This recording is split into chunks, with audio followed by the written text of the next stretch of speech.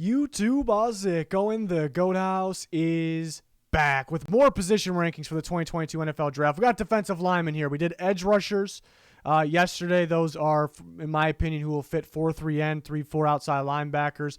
Now we got the defensive linemen here, some interior guys, some guys that may play up straight up on the tackle. So excited to break down these rankings. Going to finish up these rankings. Going to do a big board. Going to do final mock draft and more for sure. We got you guys covered here before, during, and after the NFL draft. So join us, like, subscribe, turn notifications on. Very important to follow that Twitter link down below.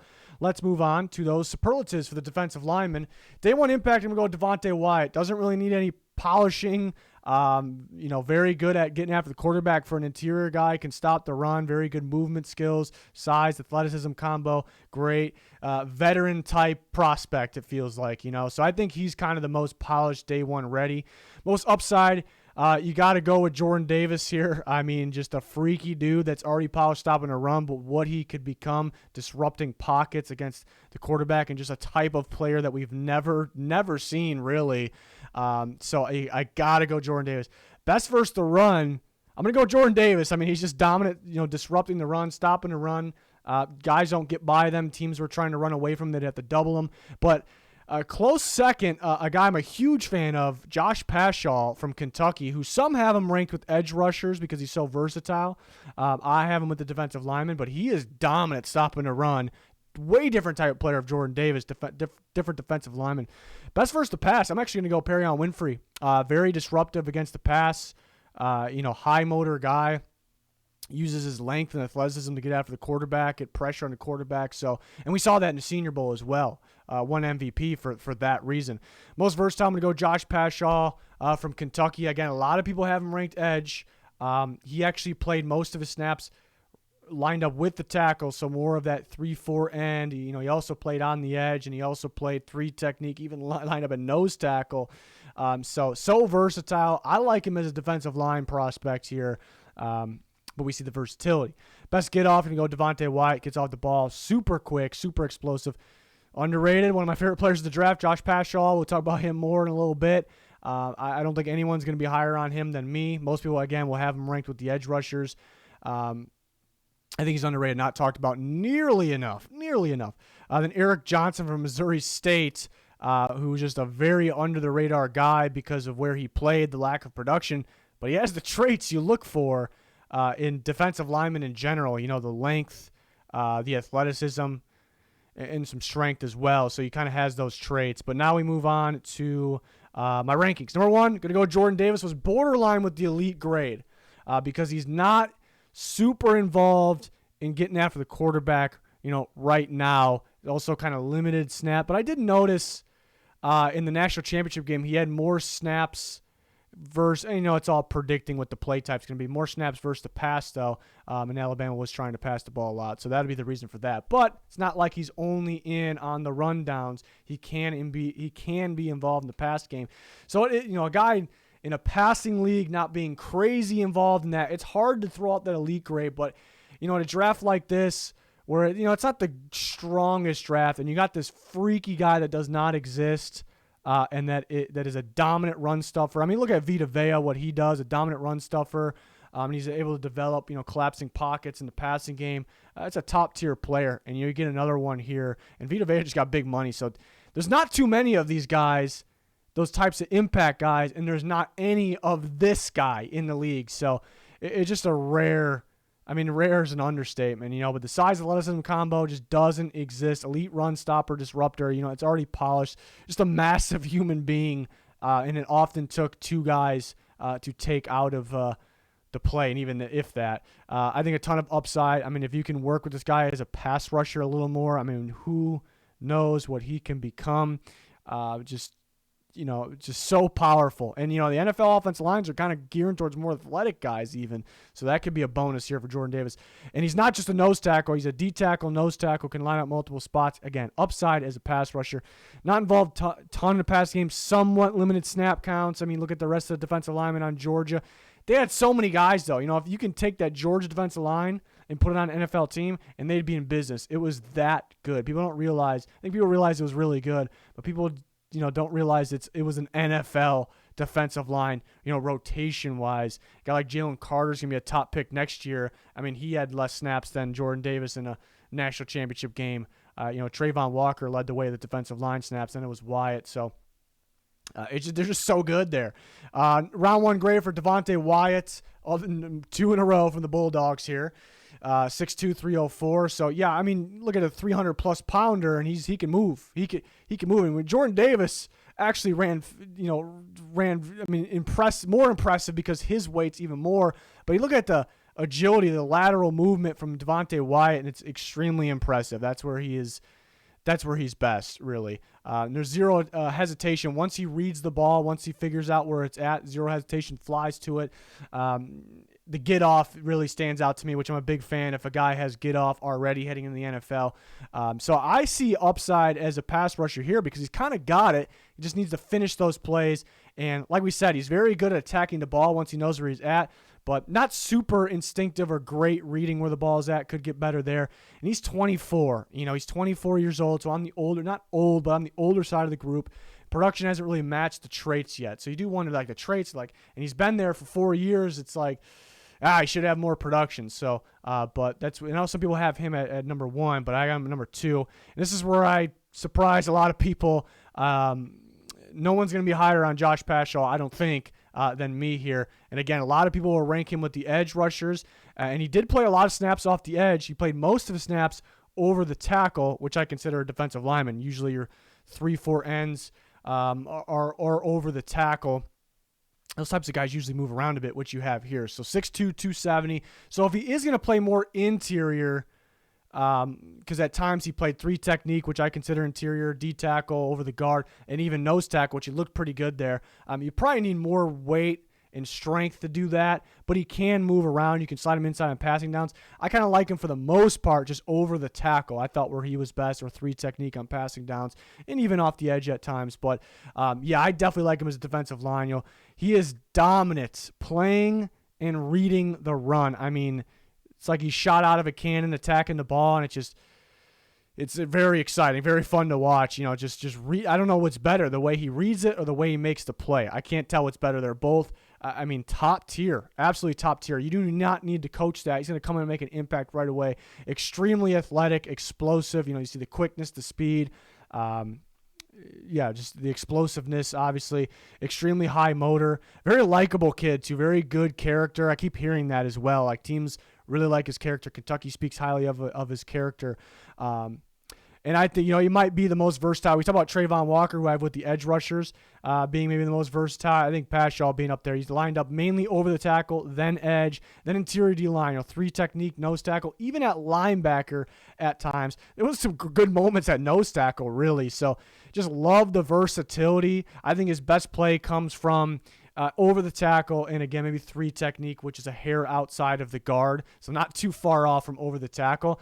And I'm going to say this, all right? I think he needs, and people will take this, some idiots will take this the wrong way, but I think he needs to be used like an Aaron Donald. He's not Aaron Donald. I think he needs to be used like that. You see Aaron Donald, 3-4 end, lined up over the tackle. They'll put him off the edge. They'll put him inside more. They'll put him at nose because he was already polished, stopping a run, high motor, dominant there. Just too much for offense lineman to handle. I think that similar play style there. Paschal got a long way to go as a pass rusher to get on Aaron Donald's level for sure. But I liked his pass rush productivity pretty much everywhere when he wasn't off the edge. Off the edge, he was okay. Outside, he was okay. If there's a lot of people that are going to view him as an edge guy, outside the tackle, for him to be drafted high or graded highly there, he needs to get a lot better. So he's not going to be graded highly there, only there. He doesn't have that many moves. It's kind of just high motor. To me, if we're just looking off the edge, he's not that great there. He's good stopping a run, but I just love the upside. I love the ability to move him around. He can make that impact. He is a dominant run stuffer right out the gate. And again, I love the pass rush ability from the inside there for him. It's just a unique, rare type of player to me, and you just can't use him in one spot as well. So big fan of Josh Paschal from Kentucky.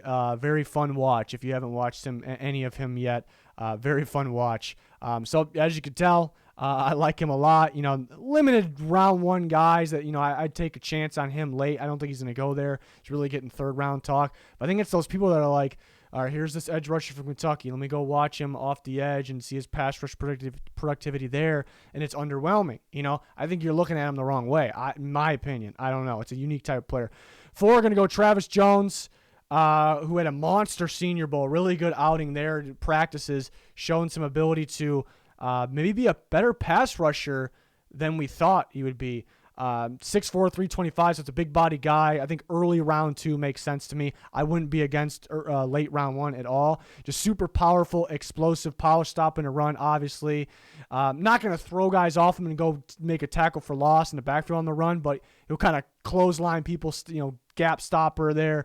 That's big size, obviously, big body, athleticism combo. Pretty impressive there. I think you play D tackle or nose tackle. Not much of a pass rusher. It's pretty much his bull rush, which looked pretty damn nasty at the Senior Bowl. Just taking one arm and driving a guy, straight back into the pocket. It's a little different, one-on-ones in the Senior Bowl, but it means something to me there. And he could be limited on early downs early on in career. I think he'll develop more as he's there. But, the first year or 2, we could just see him on, should say limited on passing downs early in career. So ignore that. So he'll be okay. It's the graphics guy got it right. Maybe limited to early downs. So yeah, he will play early downs because he's a run stopper.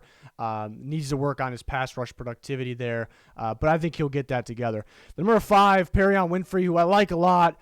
Really like, the strength, size, length, athleticism, motor combination. It's a guy that could have some extreme success on passing downs in the NFL, which is game-changing. When you have interior pressure like that, it's game-changing. So, and for that reason, I want to put him as a first-round grade. It's just a little tricky with him. But again, he does have the ideal traits across the board. He has some flashy plays. Oklahoma played him at nose tackle a bit, which I think was a little out of position. So I think you could argue if he goes to the team, and like team's gonna be like, all right, he's a 3 technique, or even straight up over the guard. I think it feels right in the right spot. I think we can see some upside, him getting better. Less responsibilities of the inside stop and a run. On the straight up the middle pretty much, and get more out of him, so could argue that. He looks top heavy, and that kind of shows up, kind of loses his balance at times. I do think it's because his motor kind of just go crazy, and it's hard for him to adjust if somebody makes a cut or something, so he will miss tackles because of that. He does struggle versus the run at times. Could that change if he's in the right spot? Use out of position bit, which is a positive negative because, if he's using the right position, he could be better. But it's tricky to judge because I don't know if Oklahoma's using the right spot. So, what if we take this guy, put him here? Will it improve his run game at all? Will it affect his pass rushing abilities? So it's a little risky of a pick, but I do like him. And the pass rushing upside, I almost wanted to grade him a round 1 guy because of that. But yeah, I definitely think he'll be limited to passing downs early on, or maybe most or all of his career, which is tough. But he's so good. He's so good at interior pass rush as an interior pass rusher there. Next group of guys going to go Demarvin Leal, which some guys will have as an edge guy. He did play maybe most of his snaps outside the tackle, but over the tackle as well. It's just his body, body and the lack of speed and athleticism makes it so, all right, he's got to play kind of inside. I like him at 3-4 end. So I consider that inside, but I like him at 3-4 end. But he's versatile. Makes some flashy plays. His plays at time like, wow, against Alabama and, top tier competition. It's like reads the play correctly, just throws the offensive lineman off him and just makes a big hit, plays like that. So he has those flashy upside plays, just kind of like, where do we put him? 6 and 7 is kind of the same situation. I feel like Demarvin Leal is play style is edge, but his body and what he's lacking and where his strengths are says interior. And Matthew Butler from Tennessee, who I like, I might be a little higher on him than most people. It's kind of the same thing. He kind of almost plays like he's an edge rusher, but playing on the inside. He definitely has an inside body. A lot of the moves are pass rush. Every play is kind of a pass rush move to the outside of the guard, which he is playing 3 technique a bit, so he's already lined up outside the guard. But you wish you saw kind of more inside play for a big body guy, like making moves on the inside, stopping a run a little bit better. But he's pretty damn impressive rushing the passer from what still, even though he's going outside the guard, it's still the interior. He's got very solid get off. I like the motor as well. So I was impressed with him. And I remember watching live games, actually, it stood out. I always like the guys that stood out live games. John Ridgway from Arkansas, nose tackle, dominant, polished, run stuffer, strong too. Like he'll throw guys off him, no problem. Just a big body, ideal nose tackle build. I mean, if you need to stop the run, you need help stopping the run, you get a guy like that. He's not going to be involved in passing downs, but he's going to help you stop the run. He's going to help you there. So, but I don't see him really throughout his career being much involved at all in the passing game. But and there's a lot of teams looking to stop the run, get better there, and I think he'll help you. Fedarian Mathis from Alabama, tough one because he had some really good pass rush production. The more I watched, the more I realized it was, late sacks. Or plays in the backfield kind of feeding off of the other talent there. Not that he isn't talented at all, but, I really felt that way. He has the idea build, look at the length, solid versus the run. And, if he's solid versus the run and he has the pass production, that looks good. I'm not in love with the tape, even though the production is there, maybe compared to some. But he's solid, could be a 3rd-round pick in my opinion, but will lose his balance a bit. I do think his production came from the other talent. Sometimes you think, you watch some Georgia guys, you think this guy fed off the other talent, and you don't really see that when you watch the tape. And then sometimes, Georgia, Alabama, these talented teams, you see that, you kind of see it when you watch. The Neil Farrell LSU is a tough projection as well because he looked like maybe a future first or we'll say top 50 pick based on that 2019 team, which was dominant. He had a dominant year too. He had a dominant year. It's just dominant stopping the run and getting some interior pressure as well. Physical nose tackle has the ideal build, but yeah, it's kind of declined since then. Kind of went downhill. Don't think as much of him. Definitely stiff, not the most athletic guy, obviously. Could be limited to just a nose tackle. It's tough because sometimes you kind of go back and the guy had dominant years earlier and they end up being that in the NFL. And like you go, okay, like talent doesn't really disappear. That kind of makes sense. But sometimes you do see it. I remember like Florida State last year, Marvin Wilson from Florida State, really liked him, but it was more of his older tape that I just fell in love with. And, he ended up going undrafted. To me, surprisingly, I thought a team would kind of go off his earlier tape because it was looked like a 1st-round pick easy. And he ended up not really working out there. So is that kind of the theme with this defensive lineman?